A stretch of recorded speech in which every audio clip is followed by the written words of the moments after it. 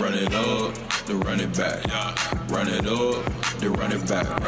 Run it up, run it back. Run it up, then run it back. Yeah. Oh, good morning. Oh, we caught Lou mid Chappy Chap Sticks. Yeah, we did. Yeah, we got it. Moisturize. What's up, guys? Happy Monday. The hoodie squad is in effect. Boys, well played. Chandler, how are we doing this morning? You know what? I had a little difficulty with remembering my password on this laptop getting in, but you know what? We're here. Wow, that's an exciting way to start the day. Both my guys, McVay and Peyton, lose last night. Honestly, a tough Sunday for Park. It must have been a Mike day. Like, if you're named Mike, you had a great day yesterday, I guess. And Lou, are we somewhere fabulous?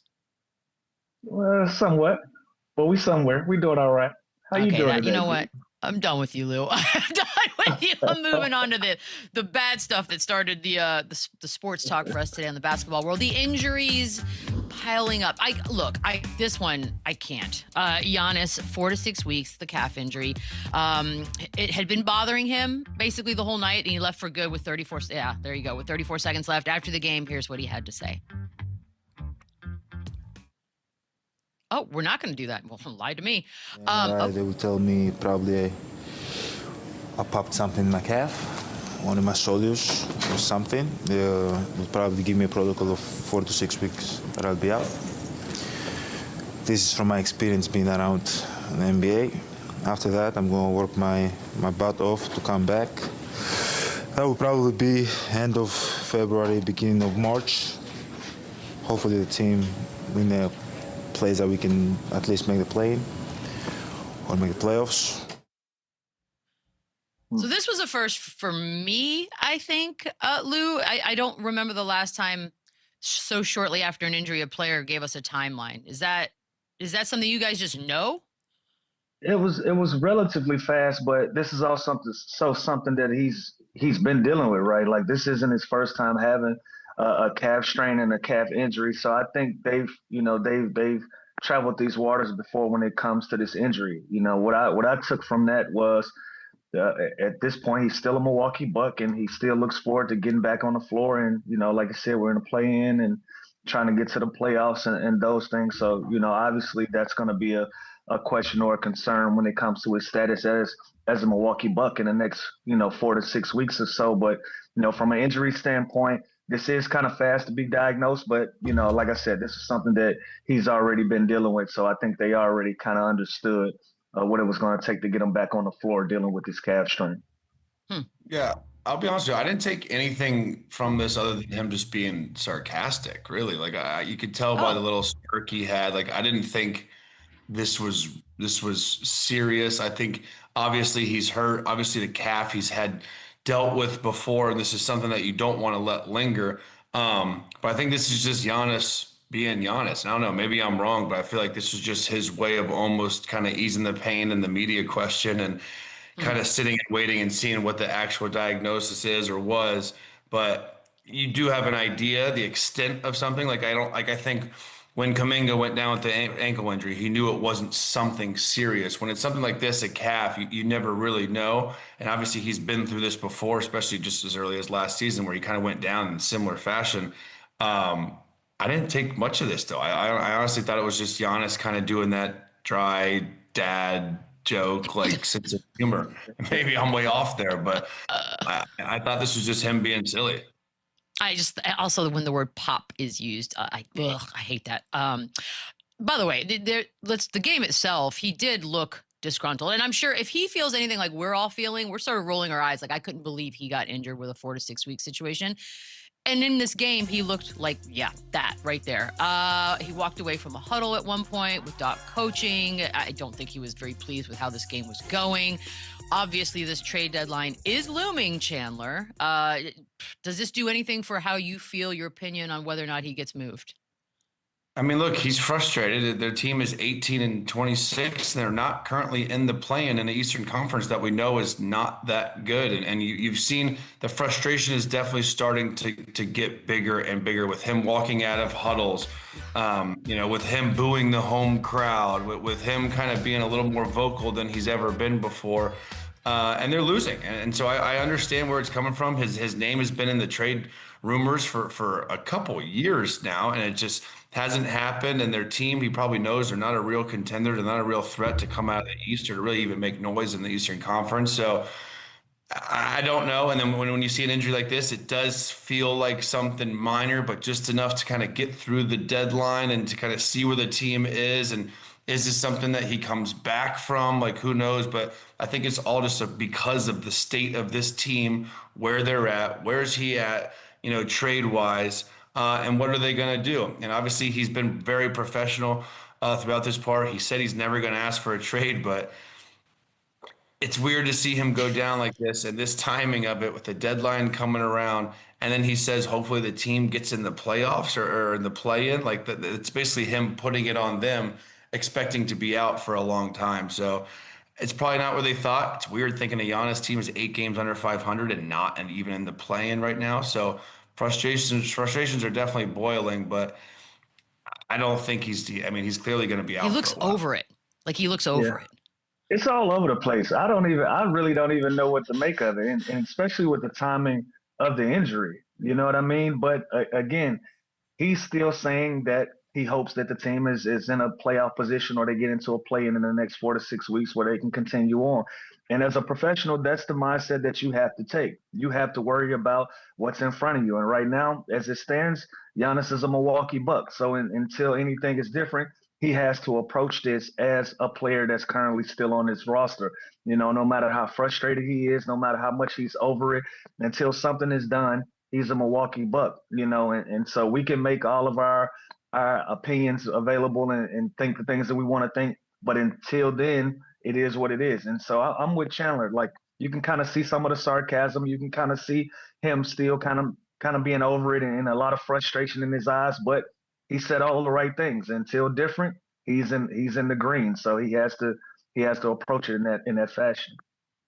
So that's kind of like opinion, what we think he's thinking. But Lou, if you're a GM, if you're a contending team, this injury, does that do anything to sort of squash you if you were in fact deciding whether or not to make a move at the deadline for Giannis? If I could, and if I can ever add a Giannis to my team, I'm gonna make a play for it. Now, obviously, if I am a GM, I'm looking at this calf injury as something that can be concerning and something that I'm definitely wanting to talk about before I make that move. This is the second time of him dealing with this same injury, and we also know, the history of calf strains is usually something that's going to be linked to a more serious injury in your Achilles or something else of that nature. So that's something that needs to be talked about and is worth being concerned about. But on the flip side of that coin, look, if I'm the New York Knicks or the Miami Heat or something of that nature, or one of these teams that's been in these conversations to get Giannis, I'm still going to make a play for this if this is a 4 to 6 week thing, and so especially if I'm trying to compete for a championship in this season. Obviously, this is a setback, and this is not ideal now that he's injured for at least a month and a half, going well into the second half of the season. But I think you still make a play for him if I'm those teams for the long run. Chandler, I know the Bucks have said they're buyers. They don't want to be sellers, right? I mean, that's what they've said out loud. But now you've got this injury. We've already shown where they are in the standings. It does not look great. Do you go full rebuild now? Do you start moving guys like our guy, Bobby P? Do you start moving Kyle Kuzma? I mean, Giannis is the only real guy to trade to possibly make their team much different or better or rebuild. It all is going to come down to that guy. Like, yes, Bobby Portis is valuable. Yes, Ryan Rollins, people would love to get, but you hear that he's not going anywhere. It's going to come down to Giannis. And if I'm other teams and I see the way this season's going for them, 18 and 26 in the 11 seed, and the only 4 teams they're better than are Charlotte, Brooklyn, Indiana, and Washington. And that's miserable to go to that facility every single day. And I know how this goes. When you're on a losing rut like this and you're just constantly going to the facility frustrated, disgruntled was a great word. That's what Giannis looks like right now. And that's probably what the whole vibe is of this team right now, when you have a level of expectation and you don't even come close to reaching them. And so I don't know, but I know the phones are probably ringing. I know if I'm them, I am listening to any single offer that I could get.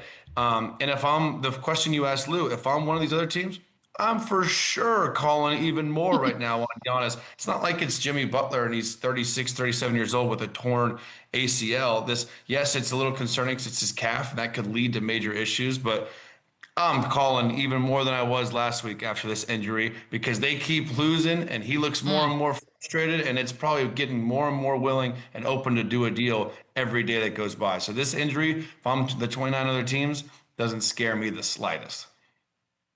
Man, it's like blood, just chum in the water. They're It like, almost oh, makes me now they're more coming. excited. It almost makes it easier if I'm another team to call and get them because now maybe they're picking up sooner. Wow, you're And like, this is like an you can't injured buy without animal. selling in this league either. So I don't know what they thinking True. with that. But I think they don't want to hear it anymore. But honestly, this injury is just, it could not have gotten worse timing. It's like the basketball gods were just not having it this weekend because that's not the only big name injury and big name that's also been floating around as this trade deadline pops up. Freaking Morant out 2 to 4 weeks with a UCL injury. Good Lord, he's only gotten to play in 20 games so far this year, and now you've got another setback. Whew, Lou, again, when I say I roll my eyes when this news breaks, it's not in a bad way. It's like, you got to be kidding me. That's how I feel about this. Like, all the main now guys what? that's supposed to be traded are now injured. Yeah. Lackluster What deadline. happens? What do you do if you're the Grizzlies now? That's why the deadline is lackluster because as you know, this is a domino effect. Once one piece go down, then everything starts to move. I think that big chess piece on the board is going to be Giannis. I think the second chess piece on the board was Ja Morant. Now having both of these guys injured, it gives you it just stalls everything out. And I think this is a different scenario when it comes to Ja Morant in Memphis. You know, they haven't really gotten to the same place that the Milwaukee Bucks in and getting a championship out of this with your superstar player. Now him being injured, dealing with everything that they're dealing with, I think very much similar to Giannis. I think the Memphis Grizzlies still continue moving forward with entertaining conversations and seeing what they can get for Ja Morant and to continue to move forward. I don't think that he's a player that's gonna make it past the deadline. Um, that's just the vibe just coming out of Memphis with everything that they're dealing with. So to see him out 2 to 4 weeks, to see Giannis out another 4 to 6 weeks, it's going to be interesting to see what happens at this deadline now with these things looming. But like I said, to make those comparisons, when it comes to Giannis, when it comes to Ja Morant, I think both of their teams are still active at the trade deadline and they're trying to move them. So I think Ja is one of those guys that I don't think he makes it towards the deadline. Giannis will be a different conversation, as we'll see.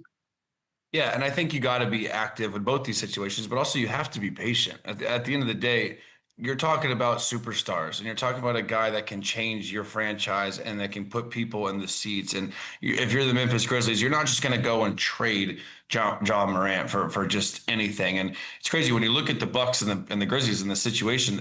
They're very similar. They're both in the 11th seed. They're both a game and a half, 2 games out of the play-in. They both kind of had expectations to be solid, but not really a contender.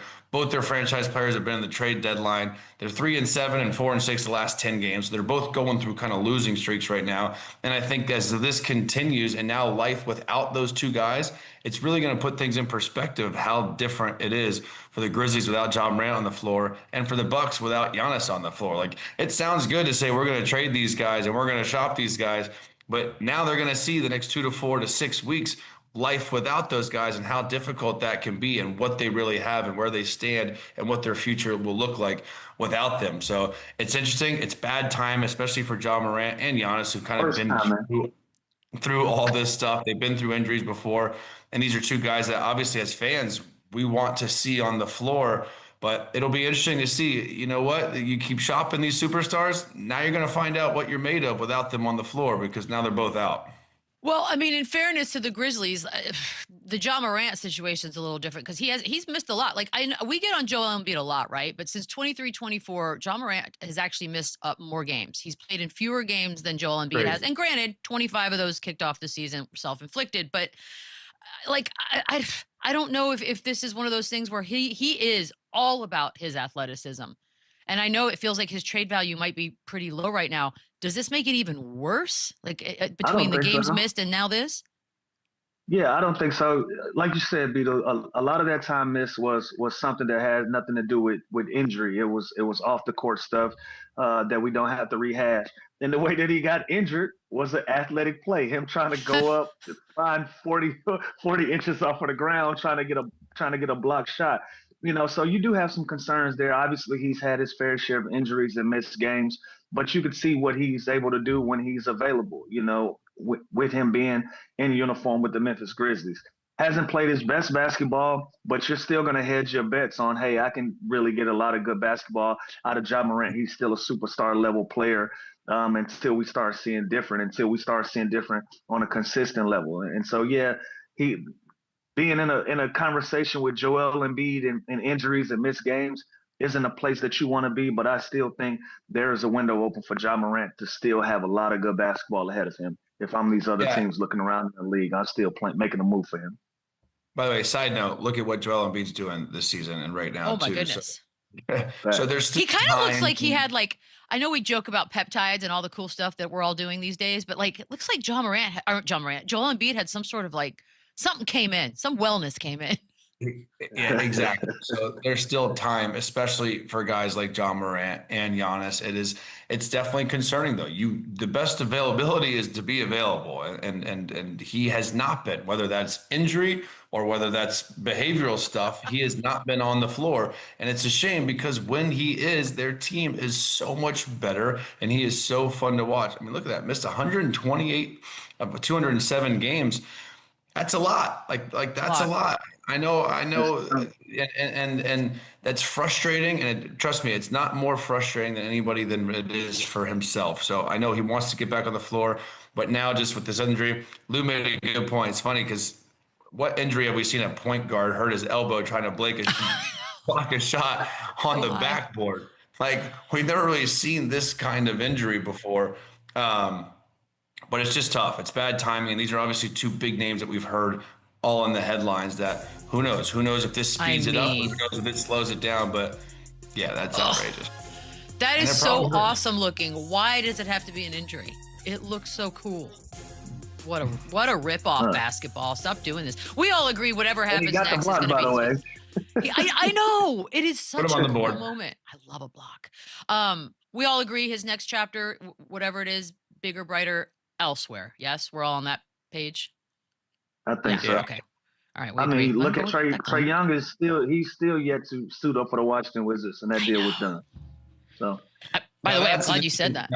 More or less success with the new team. I think immediate more success. Yes. But if you're comparing to career, is he gonna have a better second half of his career or first career? I don't know, because this dude was electric his first. Also, how are we defining success? Team success, individual stat? That's depends on where he goes, I suppose. Hopefully, and also look at those numbers are still so solid, and we're looking at career low in minutes. Usually, this is a high minute type of guy. So if he can find a way to get fully healthy and play 34 to 36 minutes, those numbers are going to skyrocket again. Yeah, if he's at let's just round up. If he's at 28 on his worst season ever, then there's a lot of good basketball to be played if he can get healthy and he can be available. Yeah, it's like when he plays, when he's active, he plays a lot of minutes. He's just got to be active. Chandler, can you take me through that saying one more time? The best abilities now? I want to make sure I get it right. I want to write down. The best availability is available. Is availability. Okay, nope. The best ability is availability. That's that up good. Yeah, I got you. You know what? I'll test you again at the end of the show. Trade deadline overall. What are we? We're less than 2 weeks away from this bad boy, and it feels like we're getting all excited and amped. And we've only had one so far. And in past years, we had 25, 27. I don't know, Chandler. I've talked about this with some friends, too, because I'm getting amped with the names that are possibly going to move. But because it's so quiet, what are we headed towards? Yeah, it's been kind of anticlimactic, right? And I feel like with such big names that we kept hearing throughout the whole process, it hasn't really happened. And then Trae Young kind of goes, and we think that's going to kickstart it. And then there's that big deal. But I think just through how the season has gone with team success, through injuries, through teams, kind of the league kind of being wide open right now with OKC's kind of difficulties in the last couple of months, I feel like everyone almost wants to stand put and kind of doesn't want to make that big splash. Obviously, there's still some time left. There's still the big names, the Giannis, the Ja Morant, the LaMelo Balls, the entire Sacramento Kings team. Like there is a lot of stuff to still go down, but yeah, I'd say it's been pretty anticlimactic this first week or so. That's a bummer, Lou. What do you think? Yeah. Well, like I said, it's going to be a domino effect, and I think it starts and it finishes with Giannis. Until Giannis moves, nobody else is going to move anything because you don't want to move your assets and look back and say, "Damn, I had an opportunity to get Giannis, and I moved too swiftly." So because of things like that, you don't really want to. You want to hold your assets. You don't want to do too much. And so until he moves, until some of those pieces start to happen, I don't think we see much movement until this Giannis situation is figured out. Yeah. If you're a fringe team, the mindset of a fringe team is fascinating. And you see the teams ahead of you. Like if you're in the West, you're looking up at, by the way, I can't believe I get to say this, Thunder, Nuggets, and Spurs. Do you just sort of say, you know what, there's not really any move we can make that's going to make that much. It's not going to move the needle, Lou. Like, do fringe teams just decide we're going to sit this one out? Yeah, they should. I mean, especially if they feel like they're in a pretty solid place than what they are, and if you can't make a move that's going to make you a championship contender, then I need to stay right in the conversation that I'm in. And again, I'm gonna keep hammering this point ahead. I think all of that is Giannis. Once Giannis moves, then you'll start seeing teams start to fill in their rosters with role players and guys that they feel like they can make them better. But the big fish is still in the water. Until the big fish is moved, there's not going to be much else to do out there in the trade market. So if I'm one of these fringe teams that feel really good about where I am and sitting solid, I'm going to remain where I am and stay in that position. Yeah, and I think Jimmy Butler was like the worst thing to be is mediocre, and there's a lot of mediocre teams this year, but that can get you to the playoffs. That can get you, a 3 to 6. Especially in the East. Seed in the Eastern Conference, and anything can happen. So I don't think you want to shake the tree. You don't want to change something so drastically when you're in a good position. Like the Cleveland Cavs, right? They had such high expectations. They're so talented. They're deep. They have a little bit of everything. They just haven't met their standards and the expectations that they thought they're going to be. Now you look, they're at the 5th seed. They're 7 games above 500. They're starting to figure it out. They're starting to roll a little bit. And that could just change in a good 2-3 weeks of basketball. The way the standings are breaking down right now, you can make a huge jump. So, yes, there are certain teams like the Heat that I think are going to be active, like the New York Knicks that could listen to this Giannis deal, like the Orlando Magic who have kind of had a lackluster opening of the season. There's some frustrations there. Like there's certain teams that are always going to listen to make the move, but you don't just want to rush and just do something so dramatic just to do it, to think that's going to change everything, because it's not going to. So it's lackluster for us. We want breaking news. We want crazy trade. We love it, but teams aren't just going to do that to appease us. Well, that's not right. We're going to take a quick break. We got some basketball. We're going to talk some Lakers on the other side. Run it back, run it up, run it back. So way back to Saturday, shall we? Lakers, Mavericks, Luka, 33, 11, and 8. LeBron had 17, 8, and 5. Rui with 17 off the bench. Max Christie, all right, 24 points. He's been doing some things. But the win goes to the Lakers on this one. A 15-point comeback is what it took. That, of course, on the heels of losing to the Clippers the night before. DeAndre Ayton benched in the fourth quarter. That's what happened. Lou, I don't know what am I doing with the Lakers? Like, where am I putting them in the scope of the NBA right now? Are they good? Are they not good? I think I tried to tell y'all this last week. I think they are what they are. They are a middle of the pack team. They're 4-6 in their last 10, but they're 3-4 in their last 4. So like, what do you make of all of this? This week so far they've only lost to the Clippers, and they obviously had the comeback win against the Mavericks where they got a lot of good production out of Marcus Smart. Rui was another guy that played really well for them. LaRavia was out there in minutes that mattered, and obviously LeBron gave you what LeBron is going to give, and Luka as well. And so I think that's just what this team is at this point. They are a middle of the pack team. They're going to stay right there in between that 5 and that 7 range to me. And that's the type of basketball team they are. They're having a lot of ups and downs. And that's also part of the season as well. Everything isn't going to be perfect for everybody. And I think the Lakers are no different than that. So I'm not. You have your concerns, you have your ups and your downs, but that's part of the NBA season. That's the norm for me. But if I'm them, I'm pretty happy about where I am. I'm still sitting in fifth place. I'm not playing my best basketball, but I'm also not playing my worst basketball, and I'm still in a playoff position as well. So I'm pretty much comfortable where I am if I'm the Lakers. Yeah, I agree with Lou. When I watch this team, I don't see a full contending, elite dynamic team. I see a team that's extremely explosive on the offensive end. They got a guy, Luka, who can control the entire game. LeBron James, some of the things that he's still doing at his age are unbelievable. And their second best scorer, and the guy that's been great all year long, Austin Reeves, is coming back. Now, none of that figures out their defensive woes and their struggles, but guys like Jared Vanderbilt have been much better lately. Marcus Smart has been really, really good lately. Rui hit some huge shots in Dallas to kind of seal that game Saturday night, and so they're getting more production from their bench. DeAndre Ayton, I think, is still going to be the wild card. When he plays good, they usually win the game, and he's been kind of up and down with just his effort and his motor and his engine. And that to me is concerning because it's never going to be about the other stuff with him. It's just straight effort. And that's all he has to do is play hard to be productive for this team. And it feels like sometimes he's not doing that. So I think this team is fine. I think this team could make some noise and be a tough out against the playoff team just because of how experienced they are and how good they can be offensively. And when they're making shots, they are really, really tough to guard.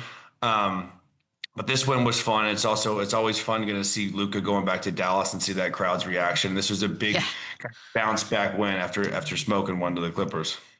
About that loss to the Clippers, I'll be curious, Chandler, you first, on what you thought about JJ Redick's quote. Here it is. Guys are concerned about their futures, and that's what happens when you have a team full of free agents and player options. That's like a very honest statement that I don't know that we're supposed to hear.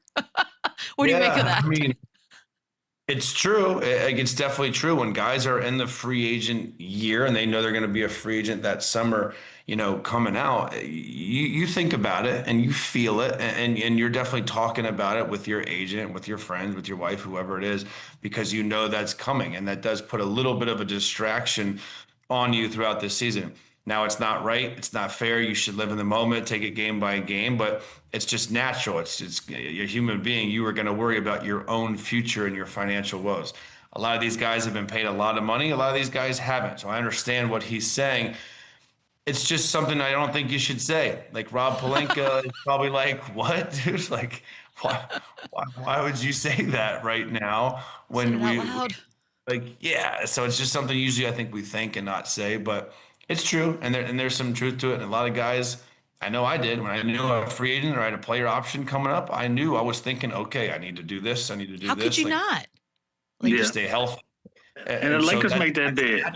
I mean, Lakers made that bid because we know how active they are at trade deadlines. And so when you have a team full of free agents and you're hearing all of this trade talk, it's your natural response to that is to be concerned about how does this affect me and my future? And so when you build a team like this, when you have that type of personality of a group, this is what you deal with, But I also want to say, for when it comes to free agency, nobody gets paid more than a winner.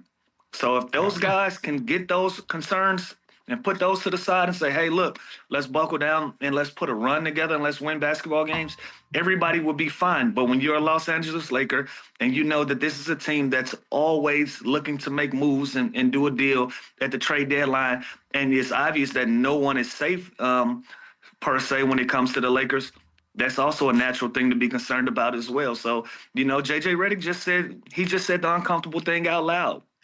That was it. But also, Lou, think about it on the flip side, too. If I'm the Lakers, I want flexibility with guys on expiring contracts to be able to go and get the best free agents. So he just said the uncomfortable thing out loud. That was it. As frustrating as it might be for a coach to have to handle individual agendas throughout a season, Rob Pelinka probably loves the flexibility of having that and going to be able to get the big fish this summer. So it works both ways. Feels like college. Feels like we're doing college rules in the Lakers land, like the current way we do that, which I don't hate. I'm actually amazed that they're in fifth place. I'll be honest. I'm amazed that they've been able. So you think they're worse than? Okay. Pretty solid, like 10 games above I 500. think they've been able to withstand, honestly, with everything right. that's going on, all the noise, all of the back and forth, guys in and out of the lineup, one of your best players out of the lineup, LeBron being out of the lineup, Luka being out of the lineup, to still be in 5th place. I think they've done an amazing job of withstanding everything, especially in the Western Conference. Think about this. Yep. Austin Reeves has been out. LeBron's been out. All this drama surrounding them. They're a bottom 5 defense, and they're 10 games above 500 and 5th in the West. I think they'll take that, and I think they're just fine being right where they are. Luka's I think that's out, why the Taylor. question is, what are they? Like, Everybody's been out. yeah, they're I don't know what to make of the Lakers. Like, if somebody said, "What do you think of the Lakers?" I'm like, I'm not sure. I think that's the answer. I'm not sure yet. The problem is, I think we all know the teams above them are slightly, if not a lot better. So it's like they're fine where they are, but like to think that they can actually go and win a championship and get through OKC, San Antonio, Houston, and Denver, that is where the concern is for me, because I don't see that happening. Yeah, No, we can do the what if game, but can you imagine being 10 games above 500 in the Eastern Conference? Like if the Lakers could go to the Eastern Conference, they would absolutely take that. They would absolutely take the position that they're in right now with that record. Then maybe we get rid of conferences. Yay, let's start that conversation one more time. I love that conversation. Shams, shout out, on Friday reported that we are currently, right now, in real time, watching the end of the relationship between LeBron and the Lakers. I mean, did you have him retiring as a Laker? I don't think you did, right, Chandler? Honestly, I haven't really thought about it. I think me and Boogie both said that we would love to see him kind of go back to Cleveland, where it all started. But like, I don't know. It'd be weird to see him in any other jersey other than something I've already seen him in. I think that's fair to say. So whether it's Cleveland, Miami, or like, I can't just picture him going to the Suns next year and like playing. Like I can't picture that. And I don't get this feel of like an ending of a relationship. I really don't. Obviously, they've passed the torch to Luka, and when they made that trade, that is his team, and LeBron is on record saying that, and he's okay with that and his words. So this whole Jeannie Buss article, I don't think that really moved the needle either. She's not even involved. She's not even the owner anymore, so I don't think that has as much weight as people thought. So maybe, I mean, I think we're watching the end of LeBron. Like, and as sad as that is, like, he's 41 years old. At some point, he's going to retire. And so I don't know. I don't think this is a LeBron and Lakers situation. I think it's just we have to realize that LeBron James is not going to be around forever. And as good and productive as he is, he's not going to play forever. So I don't think that has anything to do with the Lakers. I think he's just fine there. I think he obviously wants to win and play at the highest level. But like we said, they are where they are this year. This is Luka's team moving forward. But that's normal. He's 41 years old. You're not like you're going to be the franchise built around the guy. So I don't understand where this is coming from. I don't think that Jeannie Buss article was that big of a deal, to be honest with you. And so I don't know. I honestly, I don't know. Like I can see him going to Cleveland maybe, but that's really it. Did you really start out the answer to this question as I haven't thought of? Like, what do you think about all day, Chandler? Like, talk to me. Well, I'm just saying, one thing you thought about this morning. I'm just saying I haven't thought about whether LeBron's going to retire. Like you've thought about that? Do you think you have like a yes or like an answer to that? I think about LeBron all day, Chandler. It just feels like the end isn't near still, right? It still feels like it's a lot of basketball to be played with LeBron. And guess what? That relationship is going to be over when he says it's over. He has a no trade clause in his contract, and he's also a free agent at the end of the year. So he has all of the cards to go his direction. And so whether we make a big deal out of that article or not, whether we make a big deal out of them having an opportunity to win championships or not, at the end of the day, it's going to be said and done how LeBron wants it to be done when it comes to LeBron James. Like, Lou, how many more years does he play? Probably one more after this one. So I think next year is the farewell tour. So he makes the announcement this offseason so he can get the tour next season. Okay, I buy that. And we put everything in perspective. That would make sense to me. Yeah, I buy that. Take me through. So if you're Rob Pelinka, obviously he has a no trade clause, but it's trade deadline's coming. and you're Rob Pelinka, you are still making a million calls. And then if you get something that sounds like it might somewhat be pleasing to LeBron, do you then go to him and be like, hey, we have an opportunity to make this trade. Would you be open? I don't know. I think it's too late in the game to try new things, right? I agree with what Chandler said. If LeBron James is going to move anywhere, it's going to be to a team that we've already seen him play before, whether he has some type of relationships that live there already. Cleveland is obviously one of those relationships where we can see that happen, where he can go off into the sunset with the team that he started with, that he made most of his history with. But it ain't gonna be like a Golden State or one of these other teams where he hasn't done anything for that franchise, and to be going into his last season or two, I don't think it's gonna be a fresh start anywhere. So Rob Pelinka can make all the calls he wants. If it's not somewhere that LeBron James wants to go or that he sees fit, it's not gonna happen anyways. It's gonna go his way. Yeah, again, I think GM's job is to continue to try and make their team better right now and for the future. And they know LeBron's not a future piece, but he's still damn good. Like, look at those numbers. Those numbers are insane for a 25-year-old, let alone a 41-year-old. So at the end of the day, he is still an asset. He's still productive, and he's still LeBron James that can help any team be better and win basketball games. So again, that would be the craziest thing ever. I mean, I don't think any doors are closed, but I can't see that happening. Chandler, can you imagine his farewell tour as a Golden State Warrior? Like what is what this? A circus, weird circus that is. Yeah. Yeah, like what is this? I great point, actually. And also, can you also see him going to like one of these really good teams and then getting all the flack about him joining a super team and doing that whole thing? That would be weird too. Just not it's happening. Oh, well, we're going to find out all together, aren't we? That concludes our segment on the 5 seed. Coming up after the break, we talk about a 1 seed. Next.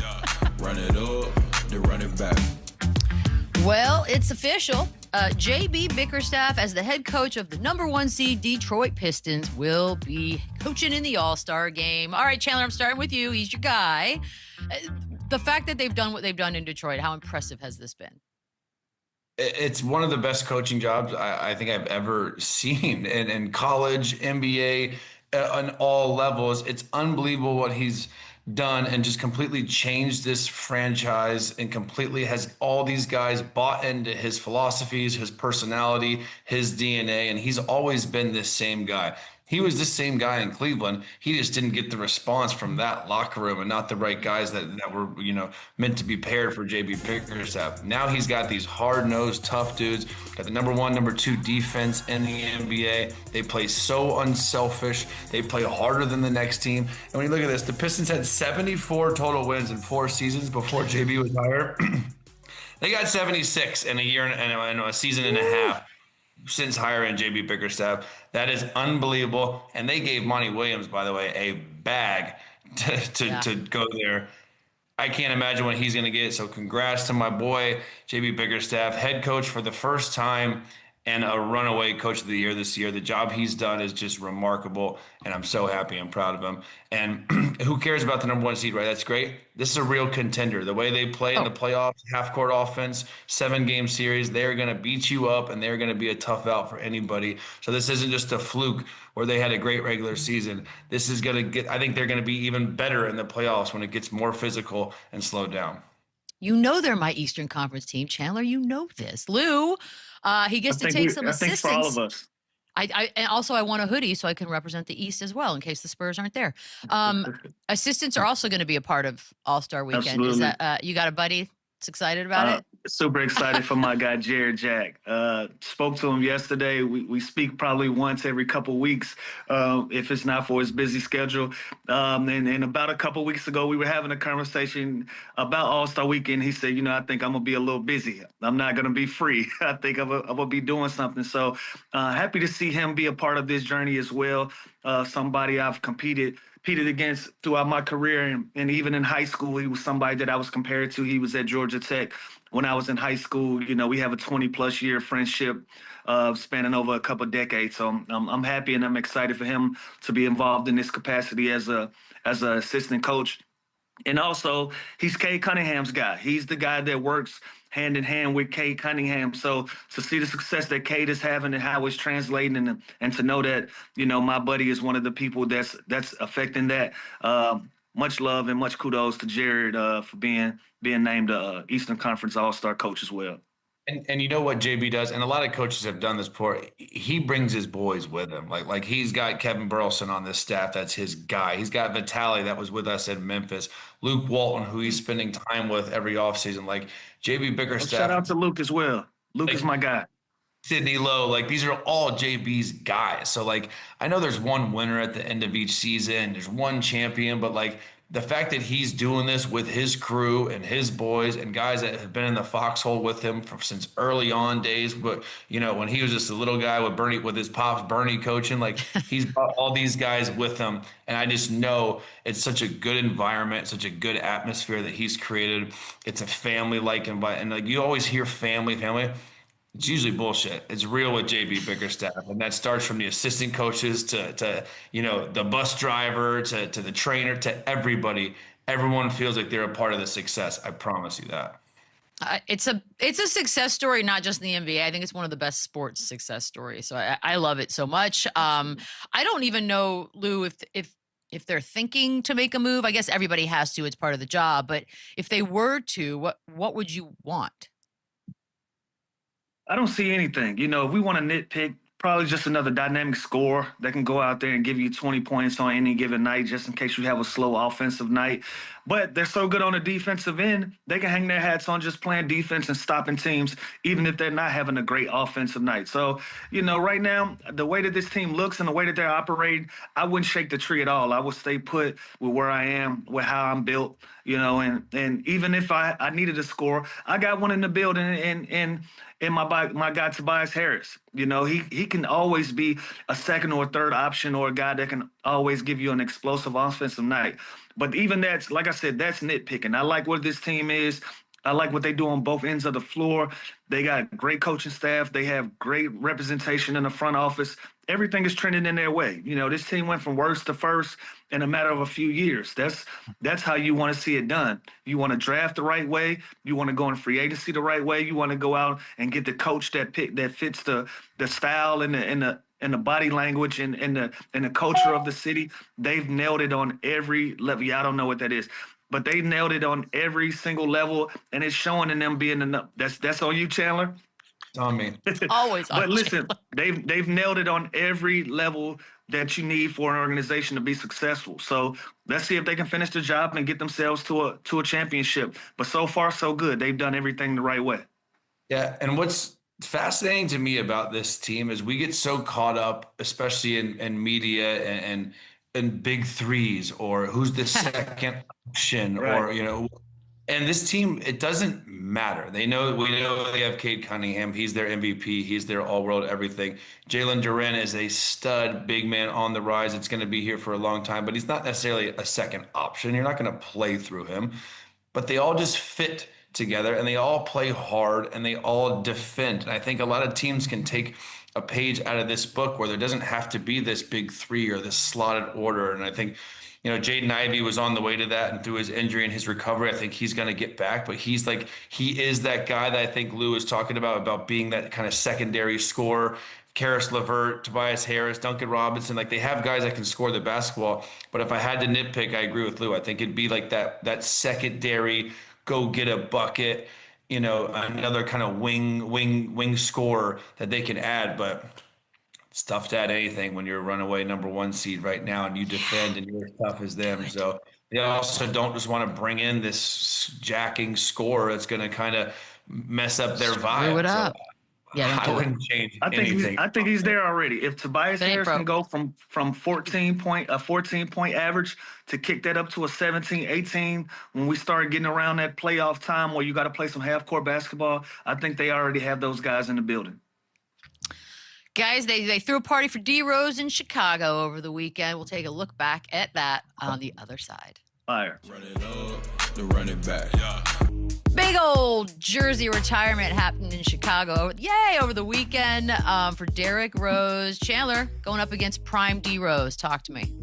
Whew, there was not many dudes like this man. He was so athletic. He played so hard. He was just, by the way, he's just such a dope dude. Like, not many people get hurt and you feel like bad for him. Like going against him, he got hurt and like my heart dropped at my stomach. I felt sick. Like he had that kind of impact on his peers and the guys that played against him, where he was just so cool and calm and loved. And he's my high school class. So I played against this dude for so many years and he was always the same. He never changed. Joakim Noah is one of my best friends, and the way he admired and respected Derrick Rose really hit home for me, because that guy works his butt off and he grinds. And he said D Rose was the exact same way, no matter what the circumstances was. This guy just stayed even keel and cool. And obviously on the court, he had some of the most ridiculous highlights. So much deserved. I hope he gets into the Hall of Fame, because the youngest MVP ever is unbelievable. And this dude had a hell of a career. And I'm, obviously sad and pissed that the injuries happened, but he was still so much fun to watch and so much fun to play against. So shout out D Rose, man. He's one of the more loved guys to ever lace him up. What about you, Lou? What do you remember? That's a fact. It was a grind. It was a grind competing against D Rose. He played hard. He was tough. He was shifty. He was quick. He was everything that you can imagine. He didn't talk any trash. So he didn't give you any clipboard stuff to find some motivation on. He just did everything the right way, carried himself the right way. This is much deserved. Somebody that I developed a friendship with over the years.